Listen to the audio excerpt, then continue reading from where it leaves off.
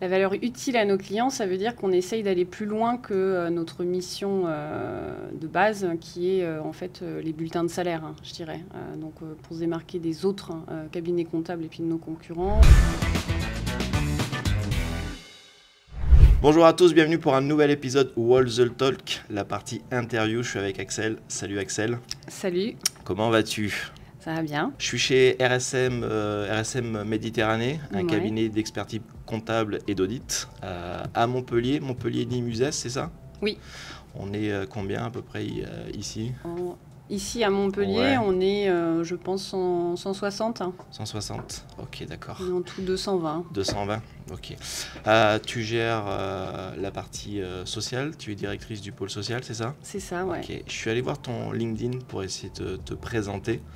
Donc plus de 15 ans d'expérience, tu gères la partie pôle social. Et il y a un truc que j'ai trouvé intéressant, c'est que tu dis que ton rôle chez RSM consiste à accompagner nos collaborateurs, les faire grandir pour apporter de la valeur utile à nos clients. Un challenge que je relève quotidiennement grâce à une équipe de super managers experts dans leur domaine. Ça veut dire quoi la valeur utile à nos clients ? La valeur utile à nos clients, ça veut dire qu'on essaye d'aller plus loin que notre mission de base, qui est en fait les bulletins de salaire, je dirais.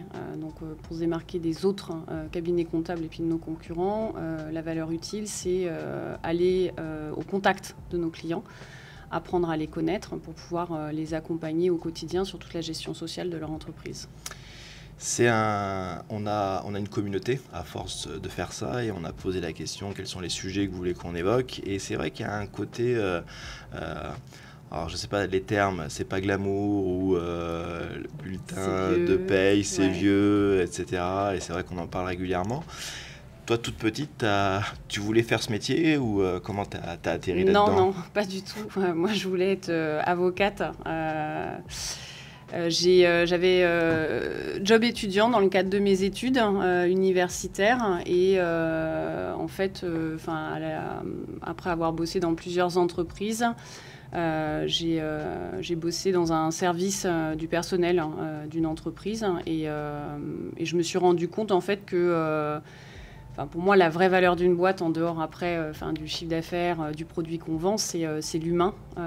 Et je me suis rendu compte, déjà avec mes petites expériences, que l'humain pouvait être malmené, ou en tous les cas pas suffisamment pris en considération. Donc ça a été un peu mon objectif. Alors quand on pense humain dans une entreprise, c'est ressources humaines. Donc l'idée, c'est DRH. Et c'est comme ça qu'après j'ai orienté mes études. Et en faisant un stage de fin d'études, j'ai découvert la paye. Donc là, pour le coup, les bulletins de salaire. J'étais pas du tout orientée chiffres, moi, à la base. J'étais plutôt sur la partie, on va dire, littéraire, et voire économique. Et après, j'ai enchaîné les expériences sur la partie paye. J'ai eu une première mauvaise expérience en cabinet comptable et donc je me suis dit plus jamais. C'est vrai ? Ouais. Et quand après m'a été proposé RSM, j'avais dit non, cabinet comptable, pas franchement. Et on m'avait dit oui, mais ça n'a rien à voir. C'est plus le côté entreprise que cabinet. Et c'est vrai. Et pour le coup, ça n'a rien à voir. Ça fait 6 ans et je ne m'ennuie pas. Tu sais que là, je viens de recevoir un message et une oreillette, donc qui dit mauvaise expérience, je suis obligé de te poser. C'est quoi comme type d'expérience ? Tu as envie d'en parler ou pas du tout ? C'est ce que c'est ce qu'on dit en fait des cabinets comptables, c'est-à-dire que alors effectivement la partie sociale fait pas rêver parce que pendant longtemps en fait le social, donc la partie paye n'a pas été reconnue, le métier de gestionnaire de paye n'était pas un métier à part entière, c'était souvent le comptable ou l'expert comptable qui faisait les bulletins de salaire. Et après, cabinet comptable, effectivement, très mauvaise presse. C'est les entreprises dans lesquelles tu fais des heures, tu n'es pas forcément bien reconnu à ta juste valeur, tu échanges avec des clients qui considèrent qu'ils te demandent de faire et ne vont pas forcément te demander si ça va bien. Et c'est vrai que la première expérience, on va dire que grossièrement, c'était un peu cet archétype-là. Donc je ne m'y suis pas du tout retrouvée. Et après, moi, c'est vrai que je venais du monde de l'entreprise. Donc, quand on veut évoluer dans les ressources humaines, c'est plutôt l'entreprise qui intéresse parce que c'est être au cœur des sujets de l'entreprise.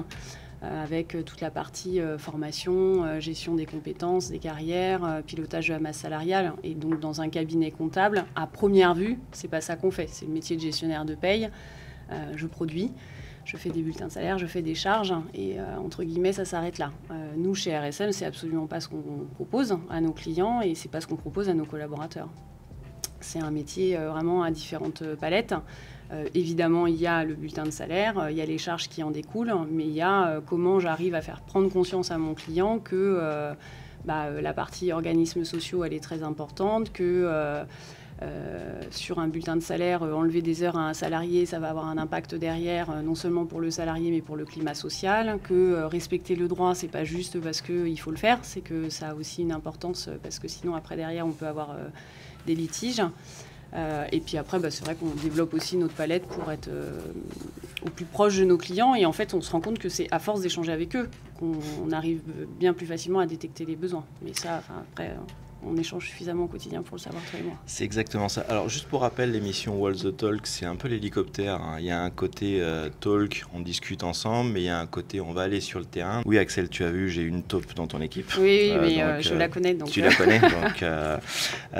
non, mais c'est vrai que c'est un sujet, parce qu'à force de pratiquer et de travailler avec vous, je vois que oui, en effet, il n'y a pas que je clique sur un bouton et je génère un bulletin. Alors, juste pour que les gens nous écoutent, le social, ça fait quoi? Ça génère quoi comme produit, service? Il y a le bulletin, mais il y a quoi d'autre? Il y a le bulletin, et le bulletin, il y a je dirais, le devant et le derrière. C'est-à-dire qu'il y a un montant en bas qui est pour le salarié qui travaille et qui doit représenter le travail que le salarié a effectué sur le mois. Et puis derrière, c'est toutes ces lignes qu'on voit et donc c'est toutes les cotisations à régler aux organismes sociaux. Donc il y a ce vrai enjeu-là d'être à jour de ces cotisations et de ces obligations. Et puis après, le social, c'est très très large parce que ça va aller aussi sur la partie contractuelle, sur la partie disciplinaire. Ça va être après sur quand une entreprise recrute des salariés, elle va au fur et à mesure dépasser des seuils, donc elle va être assujettis à d'autres obligations. Et puis après, il y a toute la partie nouveaux produits. Comment demain on fait en sorte de dématérialiser au maximum le social dans une entreprise, donc s'entend les ressources humaines. Si tu regardes ce bulletin-là, parce que ce que je comprends aussi, c'est que le rôle du, je veux dire, chargé de paye, c'est juste, j'ai bien quand je dis ça? Oui. C'est d'expliquer aussi un bulletin, si j'ai bien compris. Oui. Et quand tu regardes ce bulletin, alors, Taupe m'a dit commence par celui-ci, il est assez simple. Par contre, il te réserve une petite surprise à la fin. Donc, il en a fait un faux, c'est ça, et tu vas falloir que je détecte. Donc, qu'est-ce que tu regardes sur un bulletin comme ça et qu'est-ce que tu expliques? Parce que ce que je me rends compte, c'est vrai que si tu fais une erreur sur un bulletin, ça a un impact phénoménal. Oui. Il y a quoi comme impact? Alors après, c'est vrai que j'y réfléchissais. Il y a l'erreur de j'oublie de payer des heures à mon salarié. Et donc là, j'ai envie de dire, c'est le salarié qui est directement concerné. Et donc c'est une insatisfaction qu'il faut corriger. Mais c'est entre guillemets pas grave, parce que déjà, ça se rattrape, et on peut faire un virement et puis on régularise le mois prochain. Par contre, il y a l'erreur de tout ce qui va concerner le milieu de bulletin, donc c'est-à-dire que si le chef d'entreprise a une activité qui est rattachée à une convention collective, ça veut dire qu'il y a tout un tas de règles à respecter, notamment en cas d'arrêt, en cas de rémunération minimale, etc. Et si on ne respecte pas ça, le problème, c'est que c'est pas sur un mois, c'est sur tous les mois, c'est sur plusieurs années. Et quand on s'en rend compte, il faut 1, régulariser, il faut 2, passer le message au client, il faut 3, voir l'impact que ça va avoir côté charge sociale salariale, celle du salarié, et sociale patronale, pardon. Donc l'impact, il peut être très très conséquent et il peut y avoir une vraie dimension financière surtout. Ok, d'accord. C'est un bulletin simple à expliquer, celui-ci? Oui, parce qu'il y a juste un salaire dit de base, donc il y a une rémunération brute, et après il y a les fameuses charges sociales qu'on appelle sur le salaire, et donc le net à payer en bas de bulletin. Ok, d'accord. Bon, allez, je vais direct sur le bulletin sympa. Je crois que c'est celui-ci qui m'a dit. Oui, parce que c'est un bulletin avec une sortie et donc une indemnité de licenciement avec une partie dite exonérée et l'autre qui est soumise. Donc ça, c'est en fonction d'un dépassement de seuil de la rémunération. Ce que je trouve intéressant dans ce bulletin, c'est qu'il y a des entrées, il y a des sorties. Il y a des sorties où des fois ça se passe bien et des fois ça se passe pas bien. Pas bien. Et comment vous gérez ça C'est qui votre client finalement? Alors, nous, nos clients restent toujours les chefs d'entreprise, puisque c'est les clients de RSM Med. Mais il est vrai que par contre, ce bulletin de salaire, il va être remis à un salarié et le montant qu'il y a en bas, c'est ce qui va être viré sur son compte bancaire. Donc moi, c'est ce que j'essaye d'expliquer aux collaborateurs, c'est que le job qu'on fait, c'est vrai que c'est pas simple et il peut y avoir ce côté un peu stressant parce qu'on traite de l'élément de rémunération.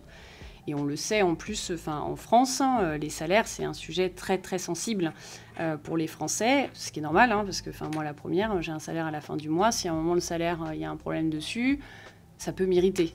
Donc quand après c'est juste, ce que je disais tout à l'heure, des heures en plus qui ne sont pas payées, c'est pas grave. Par contre, quand c'est une absence qui a été trop déduite et du coup j'ai moins de sous que je ne suis censée en avoir, ça peut avoir des répercussions sur moi, ma vie personnelle. Donc il faut qu'on soit très vigilant. Mais par contre, notre client étant le chef d'entreprise, nous, il faut aussi qu'on soit garant d'un salaire qui est juste, parce qu'après, c'est les charges patronales qu'on appelle sur le salaire. Donc ça veut dire que c'est aussi la trésorerie de l'entreprise qui est impactée. Donc c'est la double dimension. Il faut qu'on soit vigilant sur la partie je verse un salaire à mon salarié, il faut que ce soit OK, parce que sinon, je viens entacher la confiance que le salarié a envers son chef d'entreprise. Et à côté de ça, il faut que nous, on soit vigilants aussi sur la partie charge sociale parce que là, sinon, on va toucher directement le client, sa trésorerie. Et donc, de la même façon que pour un salarié, il risque d'être fortement irrité si c'est pas bon. Et la difficulté qu'on a, en fait, au travers des bulletins, c'est que entre ce que le client veut faire, ce qu'il est possible de faire, et ce que nous, on fera sur le bulletin, des fois, il y a un écart.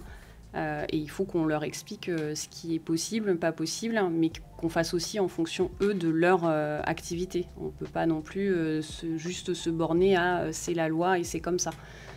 Donc c'est-à-dire quoi? C'est-à-dire qu'il peut avoir un écart entre j'ai un cadre réglementaire, il faut faire ceci, mais juste pour bien comprendre, je peux aller dans des zones où je sors du cadre ou non, il y a quand même un cadre à respecter et c'est comme ça, c'est pas autrement. Comment Alors, il y a le cadre, je dirais, légal ou conventionnel à respecter. Après, il peut y avoir des mécanismes qui sont mis en place et où là, on peut, entre guillemets, un peu sortir, le tout étant d'avoir notion du risque encouru. Et de pouvoir l'envisager pour la suite, notamment dans le cadre de contrôle URSSAF ou autre.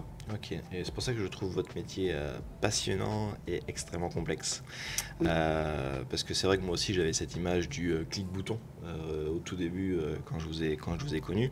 Et à force, et c'est ce qu'on va montrer tout à l'heure, on mettra le lien vraiment dans la vidéo avec la visite. Oui. Il y a à la fois une expertise technique à avoir qui finalement est très très profonde. Parce qu'en fonction de la typologie des boîtes, en fonction des secteurs d'activité, oui, en fonction des conventions collectives, en fonction de l'évolution des lois, des réglementations, et on est dans une période où potentiellement il y a certaines choses qui peuvent bouger, du contexte, etc. Donc il y a un aspect purement technique, avec cette souplesse il y a un cadre, mais selon les personnes, je peux l'ajuster, mais sans sortir d'une zone grise ou noire, ou rouge, on va dire. Et il y a un aspect extrêmement humain à avoir, où je parle à des dirigeants, à des responsables ressources humaines, et aussi à des vraies personnes qui ont des vrais salaires à la fin du mois, des rémunérations, et ça a un impact de dingue sur leur vie. Ça peut avoir un impact de dingue sur leur vie. C'est ça, ouais, exactement. Et vraiment passionnant. T'es contente ou pas? Il a choisi les bons bulletins ou pas?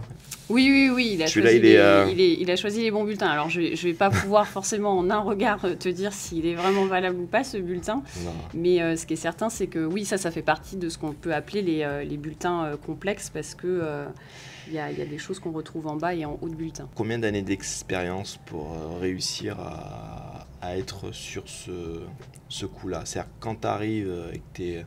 Je sais pas comment t'appelles, junior, novice. Ouais, gestionnaire de paye junior, débutant, ouais. Est-ce que tu peux traiter ce type de bulletin?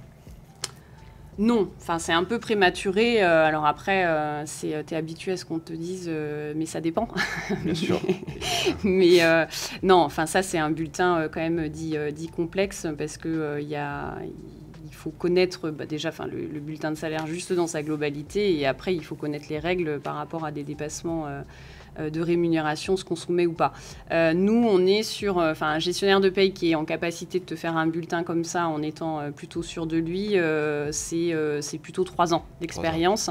Et c'est vrai qu'on cherche aujourd'hui à réduire au maximum ce délai.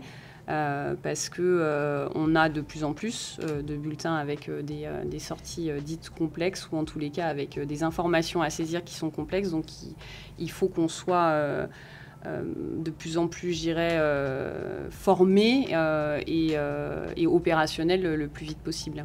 Comment tu t'abordes ce sujet de formation et de transmission auprès de tes équipes?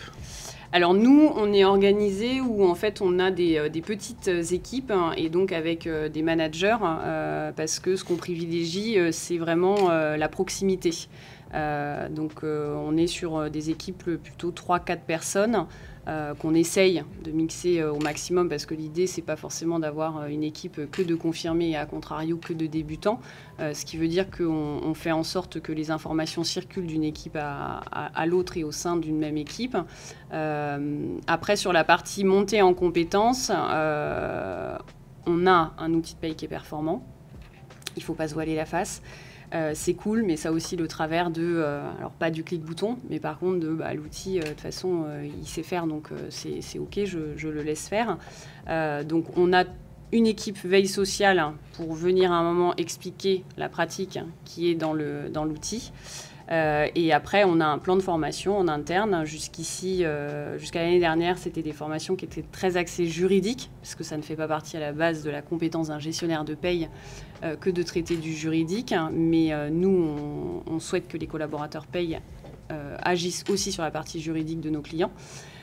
Et cette année, en fait, on a mis en place tout un plan de formation axé paye, donc avec des formations sur les essentiels de la paye, et puis après sur des sujets un peu plus poussés, type le régime social et fiscal des indemnités de sortie, par exemple, ou les forfaits jours, donc qui vont être des sujets un peu plus techniques, voilà, c'est ça. Il y a peut-être moins récurrent. Ok, d'accord. Si on revient un peu sur Axel et son parcours, ça fait combien d'années que tu fais ce métier? Tu me l'as déjà dit. 15 ans. 15 ans. C'est 15 ans. Tu as pris la direction du pôle social. Oui. Depuis combien de temps? Ça doit faire officiellement. Ouais. Officiellement. Vu qu'on se connaît officiellement, oui, c'est comme ça. Moi, un jour je suis devenu co-gérant de la boîte. Ouais. Mais est-ce que ça n'a pas changé grand-chose à ce que je faisais avant? C'est juste que j'ai eu le statut, mais voilà. Oui, je pense que, officiellement, effectivement, c'est d'ailleurs, c'est bien de me poser la question parce que je crois que oui, c'est 2023 officiellement avec l'intitulé sur le bulletin de salaire justement. Okay. Par contre, oui, officieusement, j'allais te dire de bonnes années, ouais. De bonnes années. Donc sur cette partie management, stratégie d'entreprise, etc., c'est quoi tes sujets du moment? Ou est-ce que l'équipe, elle fait combien de personnes? On est 50. 50 personnes. On est 45 ici et on a 5 personnes qui sont sur Paris. Ok, c'est facile de soutenir 50 personnes? Non, c'est pas facile. Je m'en rends compte encore plus aujourd'hui. C'est pour ça qu'on a des petites équipes et que donc j'ai une équipe de super managers parce qu'il y a quand même du coup une strate entre les collaborateurs et moi. Mes sujets du moment, en fait, c'est comment on fait en sorte de nous améliorer sur la tenue des dossiers pour être toujours plus qualitatif vis-à-vis de nos clients. Parce que ce qui est certain, c'est que à essayer de développer des produits, je dirais annexes à la paye, on sait qu'on a nos clients qui veulent que la partie paye soit verrouillée. Et ça, pour nous, c'est quelque chose d'assez clair, c'est-à-dire qu'on ne va pas aller sur des produits autres si le cœur de métier n'est pas OK. Donc ça, c'est vraiment le sujet. Donc ça veut dire que pour moi, les collaborateurs paye, ils doivent savoir faire des bulletins de salaire, ils doivent savoir les expliquer et ils doivent savoir répondre à nos clients sur ce qu'on appelle les questions premier degré de j'ai un salarié qui est parti ce matin à 9h, j'ai plus de nouvelles, qu'est-ce que je dois faire, ou à contrario, j'ai eu un accident, est-ce que vous pouvez m'expliquer la procédure ? Donc, moi, mon sujet du moment, c'est comment on fait en sorte que nos dossiers soient verrouillés qualitativement et en même temps qu'on arrive à faire en sorte de s'améliorer en permanence pour laisser de la place soit pour accueillir d'autres dossiers, soit sinon pour aller justement rechercher des missions supplémentaires. Ok, d'accord. Comment vous vivez, alors ce n'est plus, je pense, des nouveaux entrants, hein, mais la concurrence ou l'arrivée d'acteurs comme Payfit qui proposent des outils ergonomiques, etc., et des promesses, la paye en... Alors, je connais pas la promesse, mais... miroir aux alouettes. Miroir aux alouettes. Alors, je les connais pas et j'ai pas... Voilà, mais... Non, mais c'est intéressant de voir j'ai la chance de travailler avec pas mal de boîtes, de connaître beaucoup de boîtes, et c'est vrai que c'est des outils qui séduisent sur le papier parce que ça promet simplicité, ergonomie, etc., etc. Complètement. Et c'est vrai que nous, on est plutôt clair quand on rencontre des prospects, avec Luc notamment. On essaye de gagner en ergonomie parce qu'on s'est aussi mis sur le sujet du SIRH, puisqu'on sait que c'est la demande des clients. SIRH, ça veut dire SIRH, Système d'information des ressources humaines. Donc c'est quand on cherche à justement dématérialiser les ressources humaines. Et donc c'est les fameux éditeurs comme Payfit, comme Eurecia, et tous les autres où en fait on peut avoir via un accès sécurisé par salarié, j'ai mon onboarding, donc bonjour Axel, bienvenue. Tu as 16 congés à prendre d'ici telle date, il te reste X tickets resto, j'ai toutes mes informations contractuelles, personnelles, etc. Ok. Pour moi, il y a quelque chose de très clair, c'est que et j'en reste convaincue aujourd'hui, on n'a pas encore réussi le pari d'être performant et ergonomique. Mais aucun éditeur. C'est-à-dire que même nous, Silae, ils sont performants, ils sont très bons dans la conformité, dans l'ergonomie, effectivement, c'est à revoir. Payfit va être par exemple très ergonomique en termes de conformité, et là, je ne le dis pas parce que c'est nos concurrents, mais ils ont arrêté certaines conventions collectives parce qu'ils n'avaient pas la compétence pour les traiter. Mais quand je regarde vraiment votre activité, je suis impressionné par rapport à la complexité, par rapport à la profondeur de choses qu'il faut maîtriser et par rapport à tous les cadres légaux, etc., qu'il faut maîtriser. Oui, le multiconventionnel, c'est ça qui est aussi demandé aux gestionnaires de paye, c'est cette agilité, parce qu'on a des clients, c'est de 1 à plus de 1000 chez RSM Méditerranée. On ne gère pas une entreprise de 5 salariés comme on gère celle qui en a 500. Et de la même façon, on ne va pas gérer une entreprise qui est sous la fameuse convention collective Syntec, donc dite bureautique, avec celle-ci que j'ai sous les yeux, la métallurgie. Justement, Payfit a abandonné ses clients qui étaient en métallurgie parce qu'ils ont fusionné en janvier 2024 et que c'était pour eux quasi impossible de répondre à cette demande-là. Donc, nous, ce qu'on essaye de faire, c'est la conformité avant toute chose, puisqu'à partir du moment où un client fait appel à un cabinet d'expertise comptable, j'entends sur la partie sociale, ils vont vouloir une expertise. Sinon, effectivement, on prend un éditeur de paye et on a le logiciel, et puis en interne, soit on a développé la compétence, soit sinon, on fait les bulletins de salaire parce que j'ai juste un salaire brut et j'ai 4 tickets à saisir. Donc, il nous faut l'expertise. Et après, sur la partie ergonomique, c'est pour ça qu'on est allé sur le terrain du SIRH pour pouvoir accompagner nos clients là-dessus. Je vais faire un petit teasing, ça s'appelle Wall the Talk, donc il y a la partie visite, et je sais qu'on a visité la partie SIRH, système de formation. Donc, on vous mettra le lien juste en dessous pour vraiment voir le fait que vous prenez très au sérieux cet équilibre entre performance et offrir le meilleur outil parce qu'il faut digitaliser, il faut simplifier, etc. etc. J'aimerais t'amener sur la partie quand même Lean Management. Logique, les gens qui me suivent savent que je suis passionné par ça et on pratique au quotidien. J'ai souvent le lean, c'est pour les voitures, les bagnoles, qu'est-ce que tu me racontes, nous, le lean c'est Toyota, et donc nous on est une boîte de l'industrie, etc., ou le lean c'est lean startup, ou le lean... Là, on est dans un cabinet d'expertise comptable, audit, on a pléthore de services et de métiers. Comment c'est quoi c'est quoi ta définition à toi du lean management? La tienne. Moi, c'est la notion d'apprentissage et éviter les gaspillages. Alors, avec évidemment toujours, en ligne de mire, c'est la satisfaction client. Mais c'est comment on fait pour s'améliorer et comment, du coup, moi, puisque c'est faire grandir les collaborateurs pour apporter de la valeur utile aux clients, comment je fais en sorte que les collaborateurs travaillent dans un environnement dans lequel ils ont toutes les conditions pour réussir. On faisait du lean finalement avant de te rencontrer. Je crois que tout le monde fait du lean, mais on s'en rend pas compte parce qu'on n'a pas forcément le temps d'observer ce qu'on fait au quotidien. Ce qui a changé depuis que tu es là, c'est que tu nous as appris à visualiser les choses, mais l'importance de visualiser. Parce qu'après, comme des fois, tu nous dis, c'est juste visualiser pour visualiser, Et c'est vrai que ce qui est bien, je trouve, maintenant, c'est qu'on a un peu tous ce réflexe de c'est quoi l'apprentissage, hein, c'est quoi le sujet du moment. Moi, j'aime beaucoup, c'est la notion du prochain pas. C'est quoi la suite. Mais au quotidien, c'est vrai que les premières fois où on a travaillé ensemble... oui, quand tu nous parles de pièces, moi je me disais, ouais, les pièces, c'est quoi les pièces chez nous, quoi. Mais c'est vrai que c'est facile, finalement. Si tu devais expliquer pour ceux qui nous écoutent, qu'est-ce que veut dire pièce dans mon langage ou dans le tien maintenant? Pièce, c'est le côté hyper pour matériel, et c'était là où moi au début j'avais du mal. Mais par exemple, dans une industrie, effectivement, la pièce, c'est le produit et c'est quand il est fait en chaîne. Du coup, si on prend la pièce et puis elle va d'un endroit à un autre et elle est transformée au fur et à mesure. Et nous, c'est vrai que la pièce, c'est le bulletin de salaire, par exemple, chez nous. Et donc, comment on part du début où on a une demande d'un client à l'arrivée où on est censé avoir un chiffre qui est OK.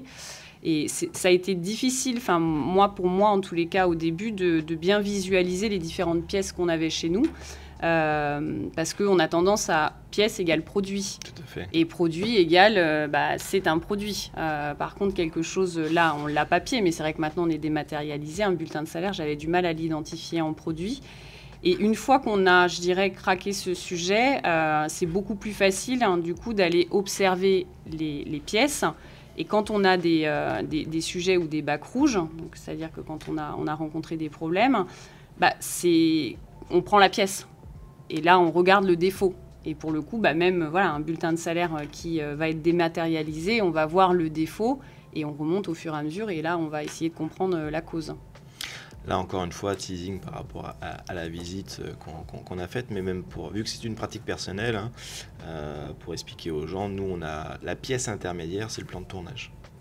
Le plan de tournage d'aujourd'hui nous permet de réfléchir à qu'est-ce qu'on y met dedans, nous permet de savoir quelle va être la qualité et de pouvoir progresser et d'apprendre des choses. Or, juste au passage aussi, je voudrais faire un petit coucou aux personnes qui sont juste derrière la caméra, parce que vous ne le voyez pas, mais ça ne s'est pas passé réellement comme prévu, et ils ont été très très forts et ils ont pu réussir à faire en sorte l'agilité. Donc voilà, donc l'idée de la pièce, c'est que ça ne se passe pas comme prévu. Exactement, mais par contre, c'est ça, on jamais. fait réagir, mais jamais les gens. Je pense que c'est bon. Je pense que j'aimerais quand même t'offrir la petite casquette Wall the Talk. Merci. Donc, tu sais d'où elle vient, cette petite casquette, ou pas? Alors non, certainement d'une entreprise en Chine. Alors non. Ah, ça c'est génial, merci Axel. Non, à Montpellier. D'accord, oui, voilà. Non, parce qu'en plus tu avais fait effectivement une vidéo sur c'est exactement ça. Mais je trouve des casquettes. Voilà, c'est ça. Donc c'est l'atelier de la casquette qui sont sur Montpellier, et c'est une boutique, vraiment c'est un atelier que je t'invite à visiter, et je pense qu'on fera un Lean and Wine là-bas. Pas de problème. Là-bas. Qu'est-ce qu'on te souhaite, Axel?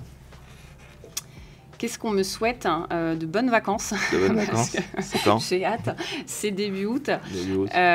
Non, qu'est-ce qu'on nous souhaite pour la suite? C'est de réussir tous les challenges qu'on a en cours. Et puis, c'est de faire en sorte d'embarquer tout le monde.